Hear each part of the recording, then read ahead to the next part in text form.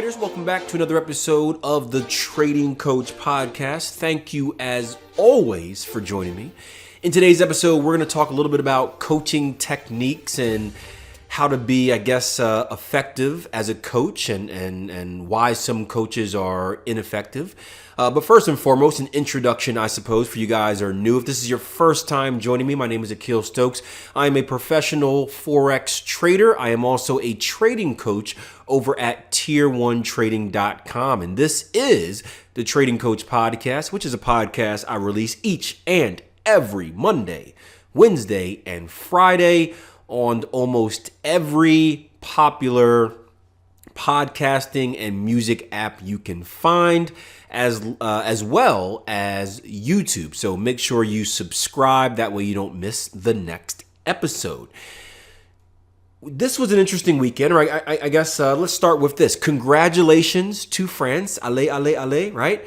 Congratulations on your World Cup victory. This was one of the most exciting World Cups that I've ever seen, and I'm a little bit surprised. I didn't really have a rooting interest in it, mainly because the teams I support, the U.S. men's national team and the Jamaican Reggae Boys, were not involved. So I thought I was going to be disinterested, but I actually ended up really enjoying it. And before we get into today's topic, I want to follow up on a conversation that I had about correlations, because I always get the questions. It's one of my hot topic issues. There are a few subjects that really get me fired up, and correlations are one of them, meaning that traders, it's not that they believe in correlations, but more so they look to take action on correlations, meaning that a very easy example. Hey, Akil, because the euro dollar is selling off, which means dollar strength, euro weakness, I should be buying the dollar against every other currency pair. I should be selling the euro against every other currency pair. Really gets me angry, because I understand it in other markets where you have sectors. The Forex market is a little bit different because each pair is a pair, right? Two pairs. It's an individual battle between the currencies. And I always give the example of a sporting example. If this team beats that team, does that mean that they're better than this team, and blah, blah, blah. So here's my correlation example for you guys that believe in correlations. And let's see if this sways your opinion, right? So France are the World Cup champions, right? And I was kind of thinking back. I don't think they lost the match this cup. I don't even think they had a draw. I think they won every single one. Maybe they drew their final group stage match. But aside from that, they won every one.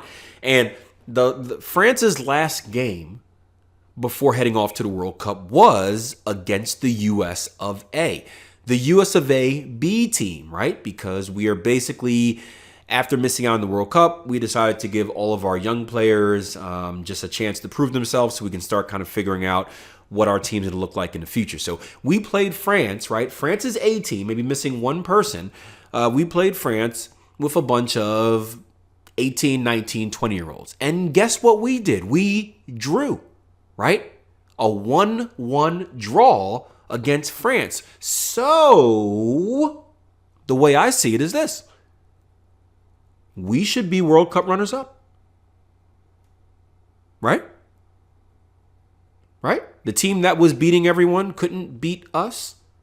Therefore, we must be better than everyone else. We would, if we were in the cup, we would probably be World Cup runners-up. So that's the way I think about it, right? If you guys have a difference of opinion, let me know. Shoot me a message on the Twitter. Shoot me a message on YouTube or wherever you find me at. But for you guys that believe in correlations, right? That's how it should work, right? Because France couldn't beat us.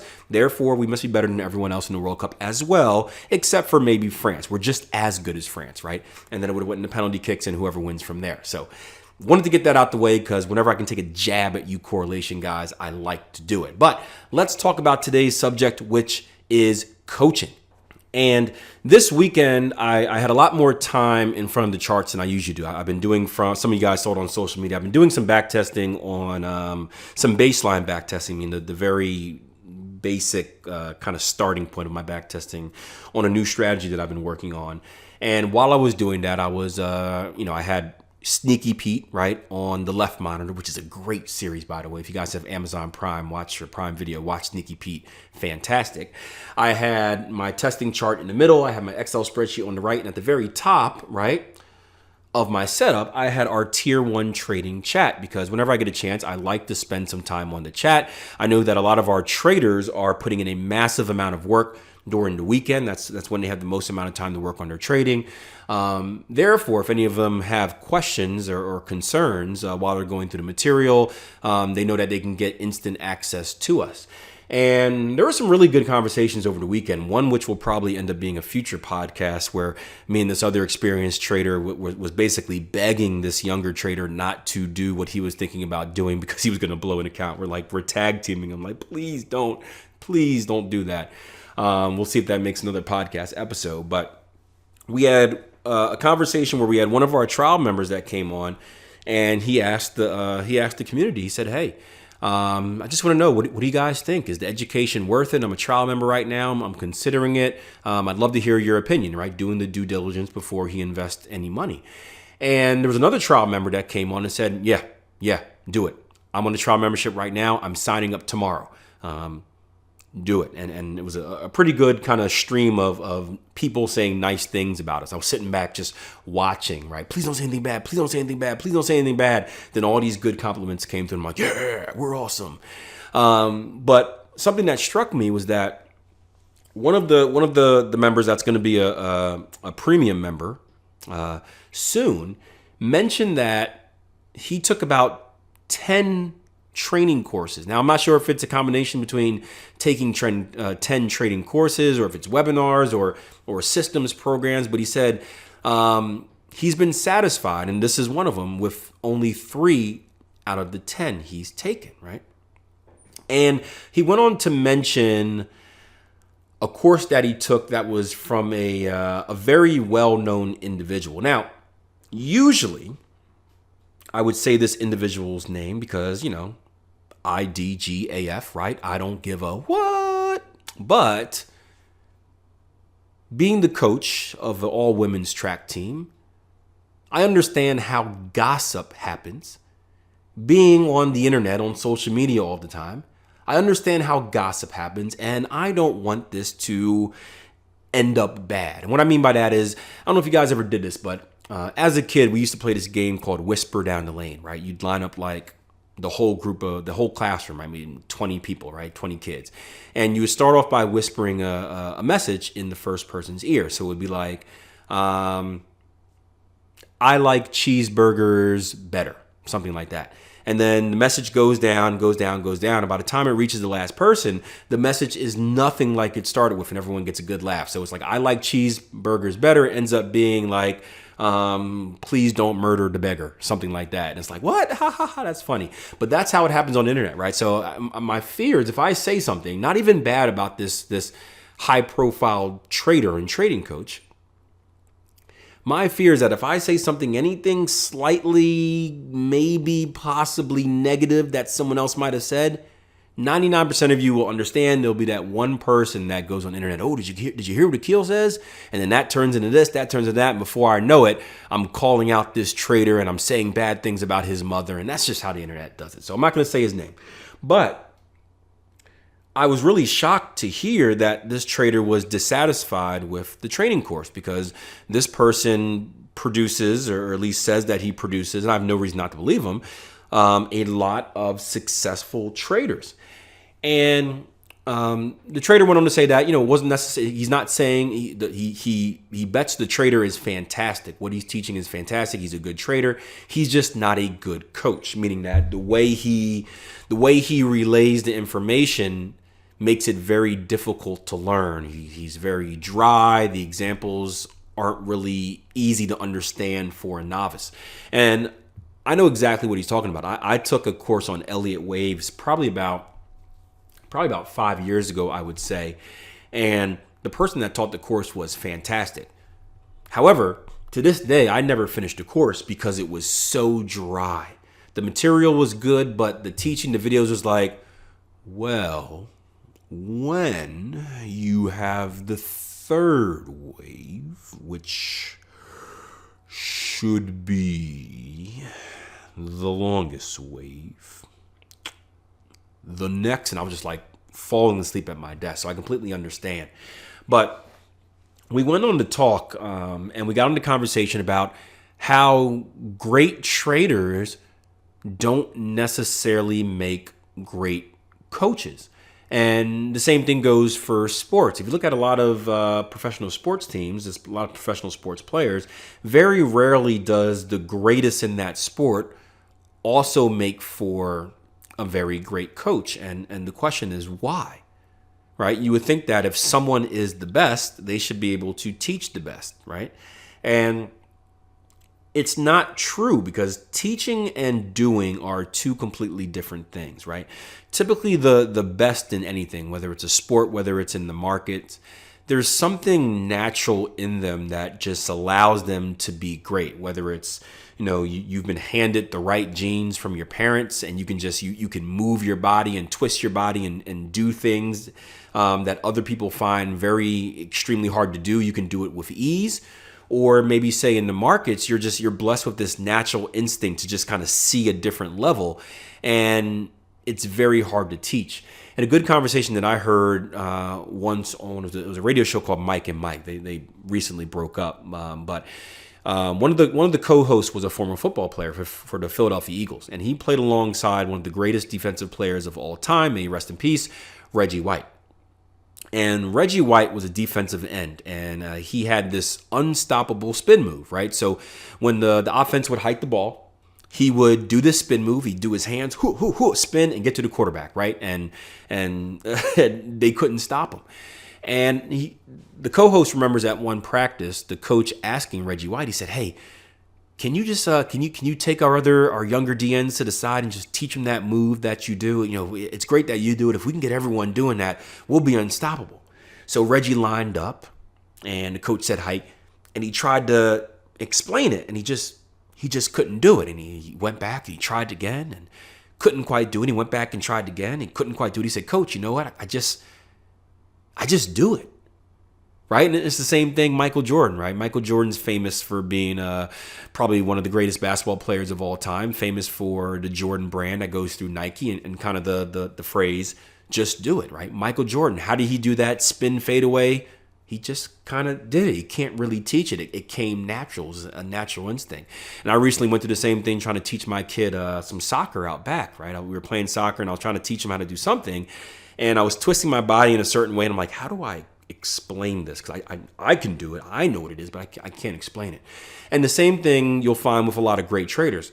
A lot of great traders are great at analyzing the market. They can tell you exactly, hey, the market is going to reverse at this level. And you may ask, well, why? How do you know that? It's like, well, I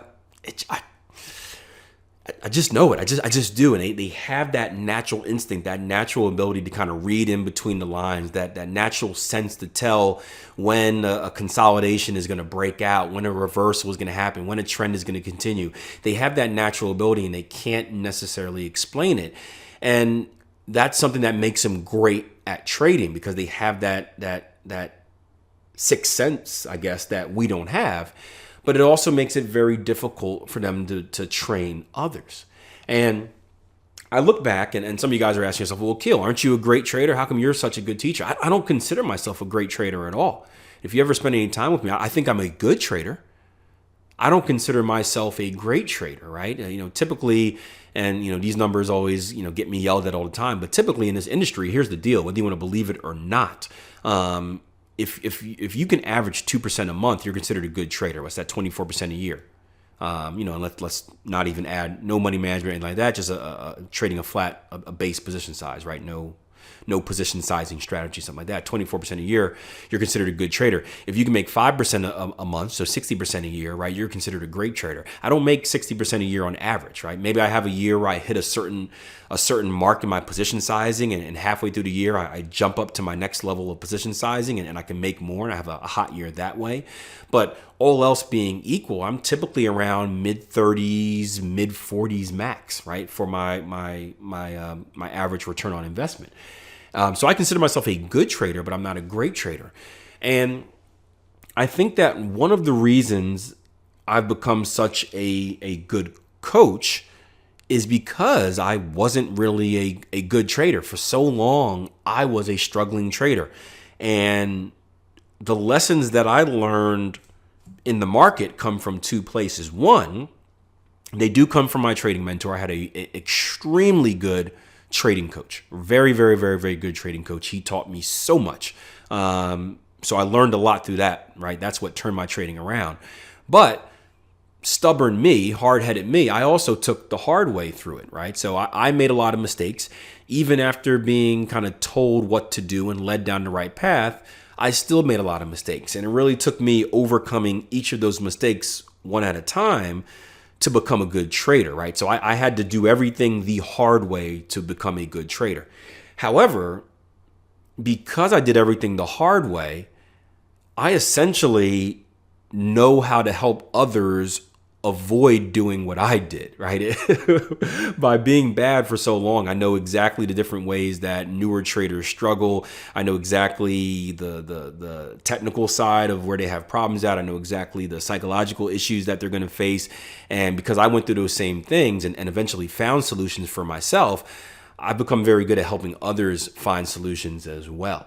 And I think that's what it takes to be a good coach. I remember reading an article before where it said, one difference between great athletes and great coaches is that great athletes, right, they spent most of the time working on becoming greater athletes, right? Just maximizing what they were already good at. Great coaches really had to invest in kind of learning the game, right? Learning it the hard way. They weren't necessarily blessed with that ability. So they had to really learn the sport or learn the craft in order to become good at it. While someone that was already skilled at it, they just had to kind of just practice what they were already good at and just get better. So it's always interesting, and I think it's an interesting subject. It's an interesting subject just because it kind of dispels that myth that you have to be a great trader in order to be a great coach, right? I don't think you have to. You can be a great coach without being a great trader. You can be a great trader. You can be a bad coach. I think, I suppose you can be a bad trader and a great coach. I don't know about that one. I think at some point you do have to be able to back it up, right? You do it just for people to take you seriously. One of the reasons that we open up the live rooms, we take all of our trades live, we show all of the trades that we're taking, right? We do this full transparency deal here, is so that people can trust us, because a lot of times people come in and they see across this industry, a lot of people are talking a big game. And it's like, well, oh yeah, you're saying the right things, you're teaching the right things, but if you're not actually doing it, how am I going to take you seriously? And you see that a lot in the sports field where it's like coaches that were never athletes. It's there was one, here's a good example. There was an NFL player, female coach, who was a linebackers coach for the Arizona Cardinals. And the big thing the players actually initially had was like, okay, well, how are you going to coach me? You've obviously never played in the NFL, right? So there's there's that barrier already, that trust barrier of like, okay, well, you talk a good game, but we know you didn't really experience what we're going through. So when things get tough, that doubt is easily going to seep in. And she won him over because she was a great coach. She knew exactly what she was talking about. She proved it to him and won him over, and they trusted her 100%. But there's always that doubt. If you have someone that's not actually doing it, you're going to be like, come on, you talk a big game, but easier said than done.